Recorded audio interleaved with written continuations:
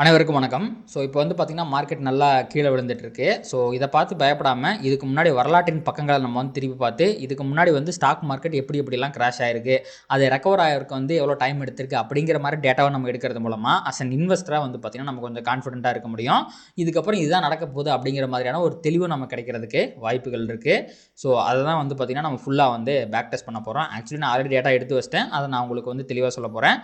நீங்க ஒரு இன்வெஸ்டரா இருக்கீங்க அப்படின்னா, கண்டிப்பா இந்த வீடியோ வந்து உங்களுக்கு வந்து ரொம்பவே ஹெல்ப்ஃபுல்லா இருக்கும். ஒரு ஸ்டாக் மார்க்கெட் எந்தூசியாஸ்ட்டா இருந்தாலுமே வந்து பார்த்தீங்கன்னா, கண்டிப்பா இந்த வீடியோ ஹெல்ப்ஃபுல்லா இருக்கும். இந்த வீடியோ முழுமையா பாருங்க. வாங்க நம்ம வீடியோக்குள்ள போலாம். இதான் வந்து பார்த்தீங்கன்னா, நான் எடுத்த டேட்டா. இதில என்னென்ன பாராமீட்டர்ஸ் நான் பார்த்துருக்கேன் அப்படின்னா, ஒரு ஃபால் மோர் தென் 15% வந்து வந்திருக்குன்னா நான் எடுத்திருக்கேன். ஏன்னா, இப்போ வந்து பார்த்தீங்கன்னா, மார்க்கெட் வந்து 15% தான் வந்து கரெக்ட்டா இருக்கு.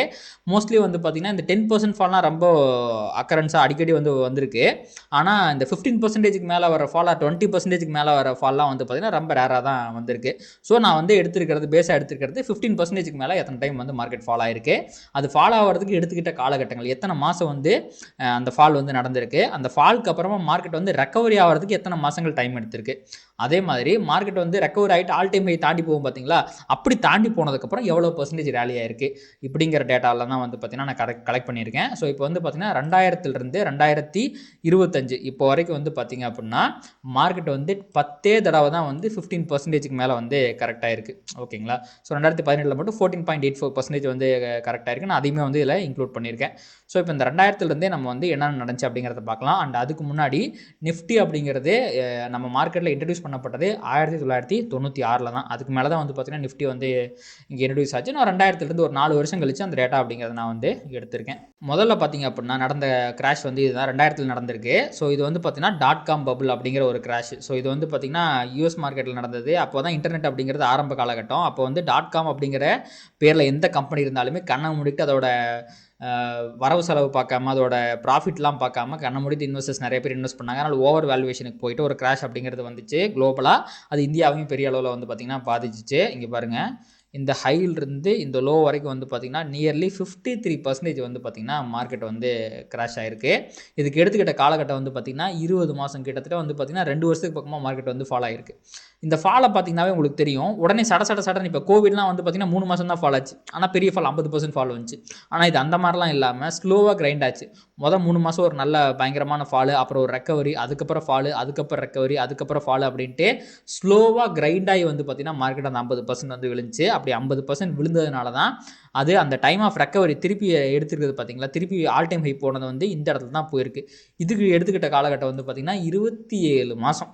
கிட்டத்தட்ட 2.5 வருஷம் அப்படின்னு சொல்லலாம். அந்த அளவுக்கு அதிகமான காலகட்டம் எடுத்துச்சு. அப்போ வந்து பார்த்தீங்கன்னா, மார்க்கெட் ரொம்ப ஸ்லோவாக கீழே விழுகுது அப்படின்னா, திருப்பி அது ரெக்கவர் ஆகிறதுக்கும் அதிகமான டைம் எடுத்துக்குது. இங்கே பாருங்க, இந்த இடத்துல இருந்து அக்டோபர் 2001லிருந்து மே 2003 வரைக்கும், கிட்டத்தட்ட ஒரு 2.25 வருஷம் வந்து பார்த்தீங்கன்னா, பெருசாக மார்க்கெட்டில் எந்த மூவ்மெண்ட்டும் இல்லாமல் சைடு வேஸில் தான் இருந்துச்சு. அதுக்கப்புறம் தான் ஏதோ ஒரு ட்ரிகர் வந்து மார்க்கெட் வந்து பெருசாக ரேலி ஆயிருக்கு. அதுவும் பாருங்கள், இந்த ஆல் டைம் ஹைட்டை போயிட்டு பெருசாக மார்க்கெட் அதுக்கப்புறம் ஃபர்தராக மூவ் ஆகலை. இந்த மாதம் தான் வந்து பார்த்தீங்கன்னா, இந்த ஆல் டைம் ஹையை வந்து, அதாவது இந்த 2000ல் கீழே விழுந்து ஆல் டைம் ஹை அடிச்சு மேலே போனால், அதுக்கப்புறம் பாருங்கள் திருப்பியும் அப்படியே ஒரு ஃபால். இந்த ஃபால் வந்து பார்த்தீங்கன்னா 2004ல் நடந்த ஃபாலு. அது வந்து பார்த்தீங்க அப்படின்னா 35% அகைன் வந்து கிராஷ் ஆச்சு. ஆனால் இதுக்கு முன்னாடி 50% கிராஷ் அப்படிங்கிறது நடந்தது வந்து பார்த்தீங்கன்னா, பல மாதங்கள் நடந்துச்சு பார்த்தீங்களா. ஆனால் இந்த 35% ஃபால் அப்படிங்கிறது வந்து பார்த்தீங்கன்னா ரொம்ப ஷார்ட் பீரியடில். இங்கே பாருங்கள், ஒரு 5-6 கேண்டில் தான். ப்ரிசைஸாக சொல்லணும் அப்படின்னா 5 மாதம் தான். 5 மாதத்துலேயே வந்து பார்த்தீங்கன்னா 35% வந்து கிராஷ் ஆயிடுச்சு. அண்ட் அதே மாதிரி பாருங்கள், 7 மாதத்துலேயே திருப்பி வந்து பார்த்தீங்கன்னா ரெக்கவர் ஆயிடுச்சு.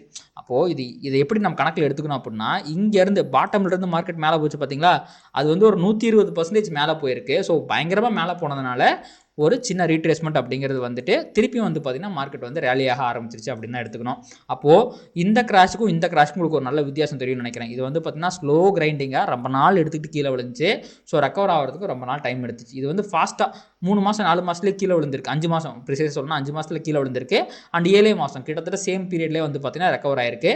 அண்ட் இங்கே பாருங்கள், இந்த ஸ்லோ கிரைண்டிங் வந்து ஆல் டைம் ஹை தொட்டோன்னே கீழே விழுந்திருக்கு. ஆனால் இது வந்து பார்த்தீங்கன்னா ஃபாஸ்ட்டாக கீழே விழுந்துட்டு ஃபாஸ்ட்டாக மேலே பிரேக் அவுட் ஆகிட்டு அதுக்கப்புறம் பாருங்க, கிட்டத்தட்ட 70% வந்து ரேலி ஆயிருக்கு. திருப்பி வந்து அந்த 15% ஃபால் கொடுக்கறதுக்கு முன்னாடி 70% ரேலி ஆயிருக்கு. இந்த இடத்துல தான் வந்து பார்த்தீங்கன்னா, திருப்பி 2006ல் வந்து பார்த்தீங்க அப்படின்னா ஒரு ஃபால் அப்படிங்கிறது வந்திருக்கு. அகைன் 30% ஃபால் அப்படிங்கிறது வந்திருக்கு. ஆனால் இந்த ஃபாலும் பாருங்கள், வெறும் 2 மாதத்தில் வந்த ஃபால். இப்போது இதுக்கும் வந்து பார்த்திங்கன்னா ஒரு பெரிய சிமிலாரிட்டி அப்படிங்கிறது இருக்கும். இங்கே வந்து ரீட்ரேஸ்மெண்ட்டுமே வந்து பார்த்திங்கன்னா மார்க்கெட் ஒரு 100% ரேலி ஆனதுக்கப்புறம் வந்தது. அண்ட் இதுதான் வந்து பார்த்திங்கன்னா 2006 வந்த ஃபாலு. இந்த ஃபாலும் பாருங்கள் கிட்டத்தட்ட பாட்டமிலிருந்து மார்க்கெட் வந்து 200% ப்ரிசைஸாக சொல்லணும்னா 196% வந்து மேலே போனதுனால ஒரு 30% ஃபால் வந்திருக்கு. அப்போது இந்த ரெண்டுமே வந்து பார்த்திங்கன்னா நம்ம ஃபால் அப்படின்னு கணக்கில் எடுத்துக்க முடியாது. ஒரு பெரிய ரேலிக்கு அப்புறமா வந்து ரீட்ரேஸ்மெண்ட் அப்படின்னு தான் நம்ம வந்து கணக்கில் எடுத்துக்கணும். அந்த விதத்தில் பார்க்கும்போது 30% வந்து பார்த்திங்கன்னா குறுகிய காலகட்டத்தில் வெறும் 2 மாதத்தில் 30% கிராஷ் ஆகிருக்கு. திருப்பி வந்து பார்த்திங்கன்னா 5 மாதத்தில் ஒரு 2-3 மாதம் கன்சாலிடேட் ஆகிட்டு திருப்பி வந்து பார்த்திங்கன்னா 5 மாதத்தில் ரெக்கவர் ஆகி ஆல் டைம் ஹை அடிச்சிருச்சு. அண்ட் ஆல் டைம் ஹைக்கு அப்புறமா பாருங்கள் திருப்பியும் ஒரு 61% வந்து ரேலி அப்படிங்கிறது ஒரு மிகப்பெரிய ரேலி அப்படிங்கிறது வந்திருக்கு. 2008 வரைக்கும் இந்த மூமெண்ட் அப்படிங்கிறது இருந்துச்சு. ஸோ அதுக்கப்புறம் தான் வந்து பார்த்திங்கன்னா 2008 வந்து லீமன் பிரதர் கொலாப்ஸ் அப்படிங்கிறது வந்துச்சு. அப்போது 2000 வந்து .com பபிள், அதுக்கப்புறம் வந்து சின்ன ஃபால்லாம் வந்து பார்த்திங்கன்னா ஒரு பெரிய பிரச்சனை இல்லாமல் வந்து ஃபால் அப்படின்னு சொல்லலாம். அதாவது மேலே போன ரைஸுக்கான ரீட்ரேஸ்மெண்ட்டு திருப்பி 2008 தான் லீமன் பிரதர் கொலாப்ஸ் வருது. யூஎஸில் நடந்த ஒரு பேங்கிங் கிரைசிஸ் இது. அதனால் வந்து பார்த்திங்கன்னா மார்க்கெட் திருப்பி வந்து ஒரு மிகப்பெரிய ஃபால்க்கு போகுது. இதுலேயுமே வந்து பார்த்திங்கன்னா மார்க்கெட் கிட்டத்தட்ட 64.54% கீழே விழுந்திருக்கு.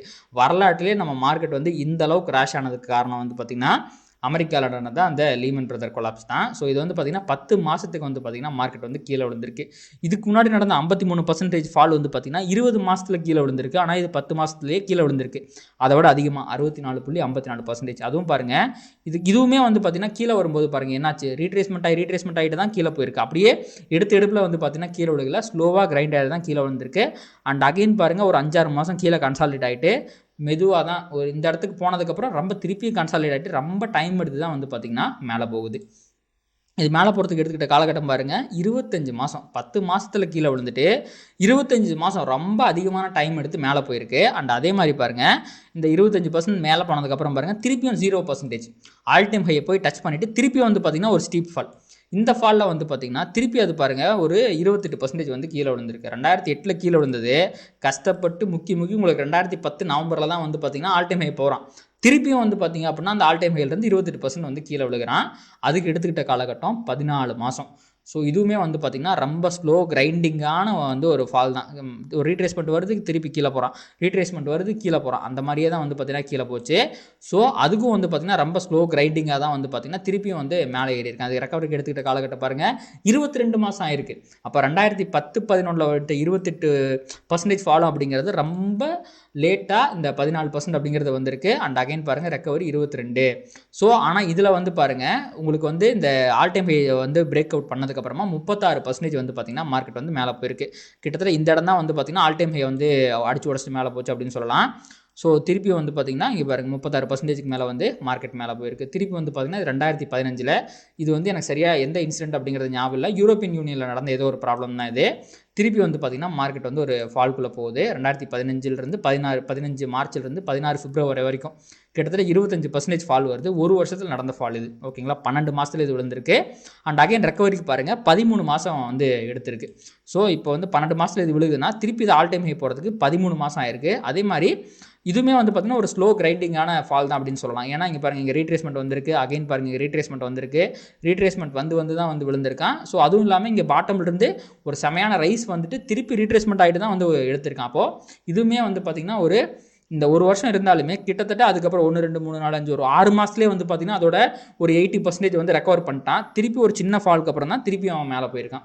ஸோ அப்படி பார்க்கும்போது இது வந்து ஒரு பெரிய இஷ்யூவாக நம்ம வந்து கன்சிடர் பண்ண முடியாது. மார்க்கெட் ஓரளவுக்கு டீசெண்டாக தான் வந்து பிஹேவ் பண்ணியிருக்கு அப்படின்னு சொல்லணும். அண்ட் அதே மாதிரி இதுவுமே பாருங்கள் பிரேக் அவுட்டுக்கு அப்புறம் வந்து பார்த்திங்கன்னா ஒரு 28% வந்து ரேலியை கொடுத்துருக்கு. திருப்பி வந்து பார்த்திங்கன்னா 2018 ஐ திங்க் டிமானிட்டைசேஷனால் வந்த பிரச்சனை நினைக்கிறேன் இது.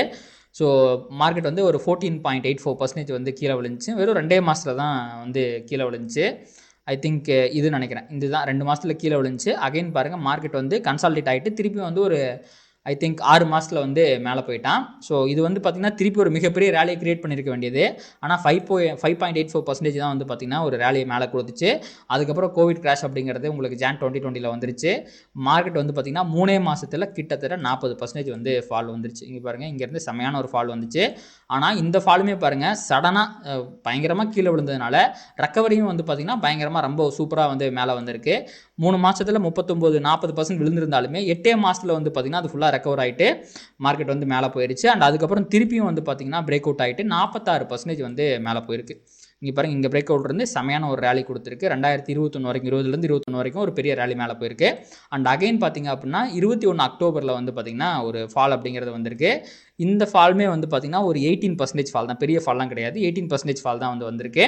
இதுக்கு எடுத்துக்கிட்ட காலகட்டம் வந்து பார்த்திங்கன்னா 9 மாதங்கள். இங்கே பாருங்கள், ஸ்லோ கிரைண்டிங் இதெல்லாம் வந்து பார்த்திங்க அப்படின்னா இந்த டைமில் இன்னொரு முக்கியமான விஷயம் அப்படின்னா, மார்க்கெட் ஃபால் ஆகிட்டு இருந்தாலும் மிட் கேப் ஸ்மால் கேப்லாம் மிகப்பெரிய அளவுக்கு வந்து பாதிப்படையில். அதோட ரேலி அப்படிங்கிறது ஸ்டாக் ஸ்பெசிஃபிக்காக இருந்துகிட்டே தான் இருந்துச்சு. இப்போ விழுந்த மாதிரி மிகப்பெரிய கிராஷ்லாம் அந்த டைமில் வரல. ஏன்னா இந்த டைமில் வந்து நான் ட்ரேட் பண்ணிக்கிட்டு இருந்தேன். எனக்கு வந்து ஓரளவுக்கு ஒரு அப்சர்வேஷன் இருக்குது எப்படி ஸ்டாக்ஸ் எல்லாம் பிஹேவ் பண்ணிச்சு அப்படின்ட்டு. ஸோ விழுந்துச்சு. மார்க்கெட் திருப்பி வந்து பார்த்திங்கன்னா டக்குன்னு ஒரு 5-6 மாதத்துலேயே வந்து ரெக்கவர் ஆயிடுச்சு. இங்கே பாருங்கள், 9 மாதம் வந்து இந்த ஃபால் இருந்தாலுமே 6 மாதத்துலேயே வந்து ரெக்கவர் ஆயிடுச்சு. அண்ட் ப்ராடர் மார்க்கெட் முக்கியமாக வந்து பார்த்திங்கன்னா இந்த டைமில் லார்ஜ் கேப் ஸ்டாக் தான் பெருசாக அடி வாங்குச்சு. Mid cap and small cap வந்து பார்த்திங்கன்னா இந்த டைமில் வந்து பெருசாக அடி வாங்கலை. அகைன் பார்த்திங்கன்னா டக்குன்னு ஒரு 6 மாதத்தில் மார்க்கெட் ரெக்கவர் ஆயிடுச்சு. அண்ட் அந்த பிரேக் அவுட்டுக்கு அப்புறம் வந்து பார்த்திங்க அப்படின்னா கிட்டத்தட்ட 40% இப்போ இருக்கிற லெவல் இருக்குது பார்த்திங்களா, அது வரைக்கும் வந்து மார்க்கெட் வந்து மேலே போயிருக்கு. அப்போது இதிலிருந்து நம்ம என்ன தெளிவாக பார்க்குறோம் அப்படின்னா, மார்க்கெட் வந்து ஸ்லோவாக கிரைண்ட் ஆகி கீழே வருது அப்படின்னா மோஸ்ட் ஆஃப் த டைம்ஸ் வந்து அது ரொம்ப டைம் எடுத்து தான் வந்து மேலே போயிருக்கு. அதே மாதிரி மார்க்கெட் வந்து சடனாக ஒரு ஃபால் வருது அப்படின்னா அதுக்கான ரீட்ரேஸ்மெண்ட்டும் ரொம்ப சடனாக இருக்குது, மார்க்கெட் வந்து மேலே போயிருக்கு. இதுதான் முக்கியமான அப்சர்வேஷன். அண்ட் 2 இன்சிடென்ட்ஸில் தான் வந்து பார்த்திங்கன்னா மார்க்கெட் வந்து மோர் தென் 50% வந்து கீழே விழுந்திருக்கு. ஒன்று வந்து பார்த்திங்க அப்படின்னா .com பபிள், அதுக்கப்புறம் வந்து பார்த்திங்கன்னா 2008 வந்து லீமன் பிரதர் கொலாப்ஸ். இது ரெண்டுமே வந்து பார்த்தீங்கன்னா எக்கனாமி வந்து யூஎஸ் எக்கனாமி வந்து மிகப்பெரிய அளவில் அடி வாங்குச்சு. அதனால் வந்த விஷயங்கள். ஸோ அதனால் வந்து இது ரெண்டுமே நம்ம கன்சிடர் பண்ணும்போது இது ரெண்டுக்கு தான் வந்து பார்த்திங்கன்னா உங்களுக்கு நம்பர் ஆஃப் அந்த கிரைண்டாகி கீழே விழுந்தது ரொம்ப அதிக மாதங்கள் எடுத்துக்கிச்சு. அதே மாதிரி ரெக்கவரிக்கு வந்து பார்த்திங்கன்னா கிட்டத்தட்ட 2-2.5 வருஷம் எடுத்துக்கிச்சு. அப்போது இந்த 2 இன்சிடென்ட்ஸை தவிர மார்க்கெட் மோஸ்ட்லி வந்து ஒரு வருஷத்துக்குள்ளேயே வந்து ரெக்கவர் ஆகிட்டு வந்து ஆல் டைம் ஹையை வந்து தொட்டிருக்கு. அந்த விதத்தில் இங்கே நம்ம பார்க்கும்போது இது ஒரு மிகப்பெரிய ஃபால் அப்படிங்கிறது கிடையவே கிடையாது. இஃப் இன்கேஸ் ஒரு மிகப்பெரிய ஃபால் வரப்போகுது அப்படின்னா அது என்ன நம்ம கண்ணில் பார்க்கவே இல்லை, இதுக்கப்புறம் தான் வரப்போகுது. அண்ட் முக்கியமாக பார்க்குற இன்னொரு பேட்டர்ன் என்ன அப்படின்னா, மார்க்கெட் வித்தவுட் எனி ரீட்ரேஸ்மெண்ட் வந்து கீழே போயிட்டு இருக்கு. அப்போ இதுக்கு முன்னாடி கோவிட் அப்போ வித்தவுட் எனி ரீட்ரேஸ்மெண்ட் வந்து கீழே போச்சு, செம்மையான ஒரு ரெக்கவரி அப்படிங்கிறது இருந்துச்சு. இங்கே பாருங்கள், இந்த இடத்துல கூட ஒரு 2-3 ரீட்ரேஸ்மெண்ட் தான் இருந்துச்சு, பட் ரெக்கவரி வந்து ஃபாஸ்ட்டாக இருந்திருக்கு. இங்கேயுமே பாருங்கள், உங்களுக்கு இந்த இடத்துக்கு அப்புறம் ஒரு 15% ஆஃப் த ஃபால் வந்து பார்த்திங்க அப்படின்னா வித்தவுட் த ரீட்ரேஸ்மெண்ட் தான் போயிருக்கு. அண்ட் ரெக்கவரி ஓரளவுக்கு வந்து டீசெண்டாகவே இருந்திருக்கு. லீமன் பிரதர் கொலாப்ஸ்லேயே பாருங்கள், மார்க்கெட் சடனாக தொடர்ந்து கீழே விழுகும் போதெல்லாம் கன்சாலிட் ஆகிட்டு ரெக்கவரி அப்படிங்கிறது ரொம்ப ஃபாஸ்ட்டாக தான் வருது. அப்போது இஃப் இன் கேஸ் இந்த 15% இப்போ மார்க்கெட் கீழே விழுந்துட்டு இருக்கு பார்த்தீங்களா, இப்போது இது வந்து பார்த்திங்கன்னா ஒரு பாட்டம்லேருந்து இங்கேருந்து எடுத்துக்கிட்டிங்க 2023 எடுத்துக்கிட்டால் கூட 55% வந்து பார்த்திங்கன்னா மார்க்கெட் மேலே போயிருக்கு. அதுக்கான ரீட்ரேஸ்மெண்ட்டாகவும் இதை வச்சுக்கலாம். அப்படி இல்லைனா இங்கே இந்த 15,000 கீழே போகுதுன்னு வச்சுக்கிட்டிங்களா, இங்கேருந்து வச்சுக்கிட்டிங்கன்னா ஒரு 71% வந்து மார்க்கெட் மேலே போயிருக்கு. அதுக்கு வந்து ஒரு 15% ரீட்ரேஸ்மெண்ட் அப்படின்னு வச்சுக்கலாம். அப்போது இங்கே வந்த ரேலிக்கான ரீட்ரேஸ்மெண்ட்டாக தான் நான் இதை பார்க்குறேனே ஒழிய இது ஒரு ஃபாலாக பார்க்கல. இஃப் இன்கேஸ் இது ஒரு ஃபாலாக இருந்தாலுமே இது விழுந்த விதத்தை வச்சு பார்க்கும்போது இதுக்கு முன்னாடிலாம் இந்த மாதிரி மார்க்கெட் எப்பப்பெல்லாம் விழுந்திருக்கோ அப்போலாம் வந்து ஒரு ஷார்ப் பையிங் ப்ரெஷர் வந்து மார்க்கெட் மேலே போயிருக்கு. அதற்கான வாய்ப்புகளும் இருக்குது. இது ரெண்டுமே இல்லாமல் இஃப் இன்கேஸ் மார்க்கெட் ஃபர்தராக வந்து கீழே விழுக போகுது, இன்னும் ஒரு 10% 20% விழுக போகுது அப்படின்னா வித்தவுட் த ரீட்ரேஸ்மெண்ட் ஒரு சின்ன ரீட்ரேஸ்மெண்ட் போட்டு ஒரு 24,000 வரைக்கும்னாச்சும் மினிமம் வந்து இப்போ 22,000 இருக்குது பார்த்தீங்களா, இன்னும் ஒரு 2,000 பாயிண்ட்னாச்சும் மினிமம் மேலே போயிட்டு கீழே விழுந்தால் தான் அது ஸ்லோ கிரைண்டிங்காக இருக்கும். ஒரு சின்ன ரீட்ரேஸ்மெண்ட்டை கொடுத்துட்டு தான் வந்து ஃபர்தராக வந்து மார்க்கெட் மேலே போகும். ஸோ இதான் வந்து பார்த்திங்கன்னா இதுக்கு முன்னாடி நம்ம பேக் டெஸ்ட் பண்ணல பார்த்த விஷயங்கள். ஸோ நான் திருப்பி இன்னொருக்கா சொல்கிறேன் கேளுங்க. மார்க்கெட் வந்து இப்போ இருக்கிற நிலமையில் 15% வந்து கீழே விழுந்திருக்கு. So if in case as per the back test result பார்க்கும்போது ஒரு சின்ன ரீட்ரேஸ்மெண்ட் வராமல் மார்க்கெட்டால் ஃபர்தராக கீழே விழுக முடியாது. அது ரீட்ரேஸ்மெண்ட்டாகவும் இருக்கலாம், ரிவர்சலாகவும் இருக்கலாம், இது ரெண்டில் எது வேணால் இருக்கலாம்.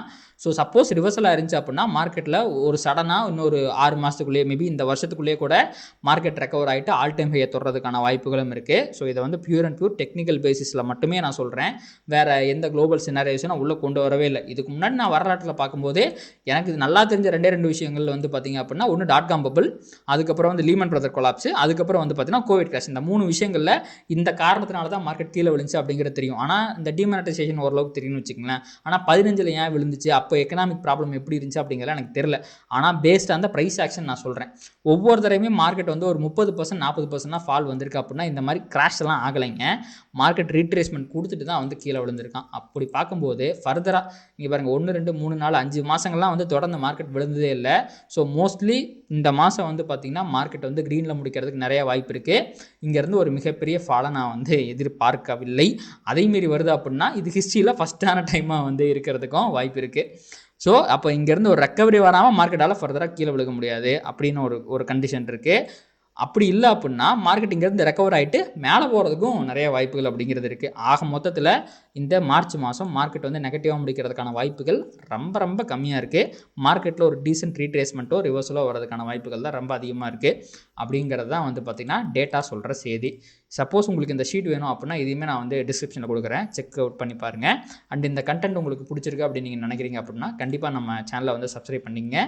இது மாதிரியான வேல்யூபுளான நிறையா கண்டென்ட் வந்து வருங்காலங்களில் நிறையா நான் வந்து போஸ்ட் பண்ணுவேன்.